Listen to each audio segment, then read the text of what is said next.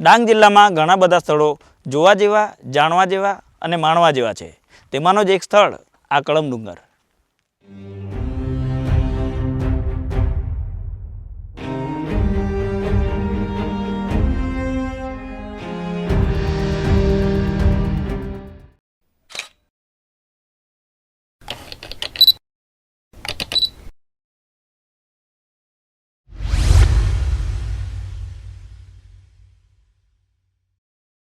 કળમ ડુંગર જવા માટે બે રસ્તાઓ છે. એક વઘઈ થઈને અને બીજો ધૂળચોંડ થઈને.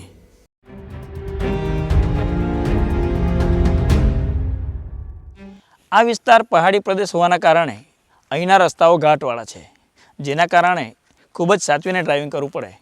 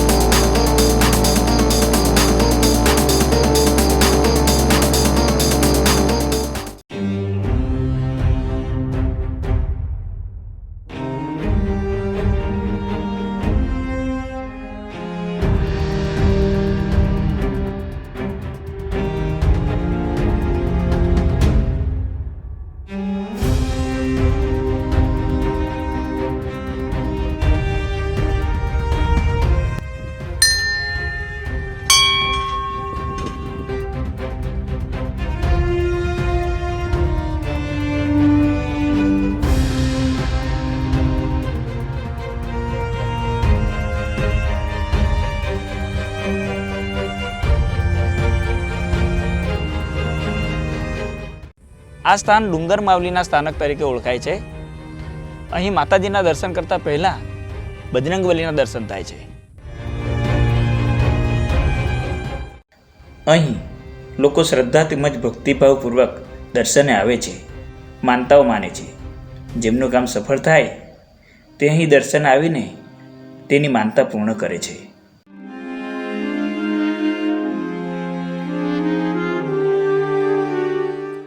ले अठाई जागा लेवल कयो न अठा जे लोक मानता लेता हात तो कोणाला हात पोसाने मागणी करता तो पोसा होता हात, कोणे हात जोडा पाडूला निघत जोडा हुयो हो.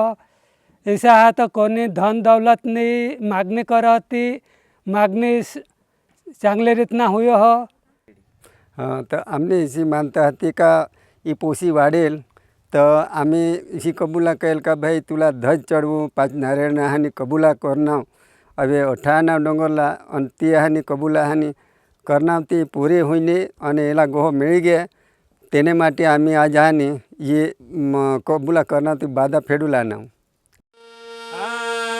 समुद्र में रहे हनुमान लक्ष्मण महावीर,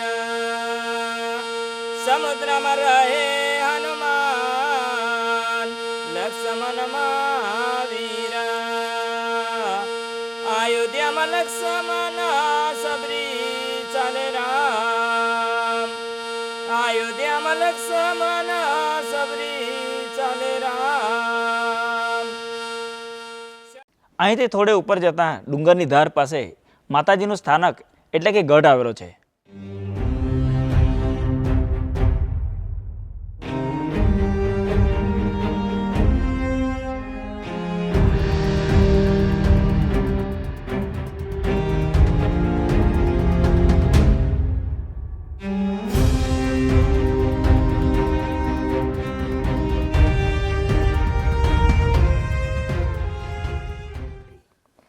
આ જો ખરું ને કે કળમ કિલ્લા ધામની આ ડુંગર દેવી હો કહેવાય, પણ ડુંગરની માવલી કહેવામાં આવે છે.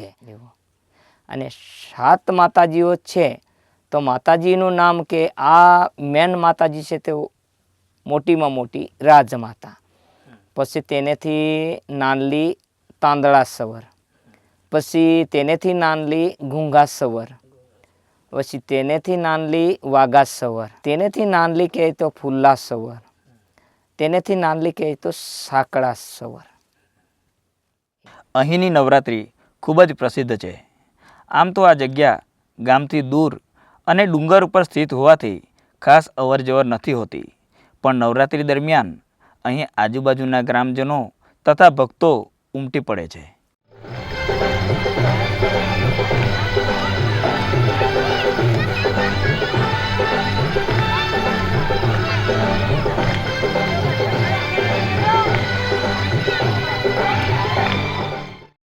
નવર સાડીને સુના બાઈકો લુગડી, નવર સાડીને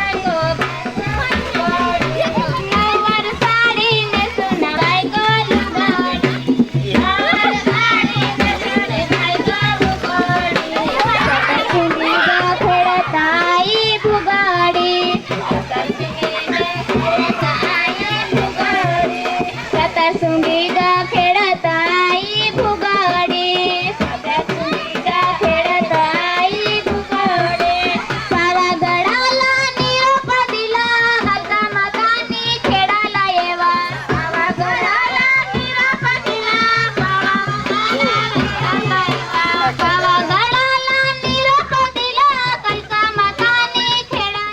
અહીં કારતક સુદ એકમ એટલે કે નવા વર્ષ દરમિયાન ભવ્ય મેળાનું આયોજન થાય છે અને લોકો ખૂબ જ ઉત્સાહપૂર્વક આ મેળો માણવા આવે છે.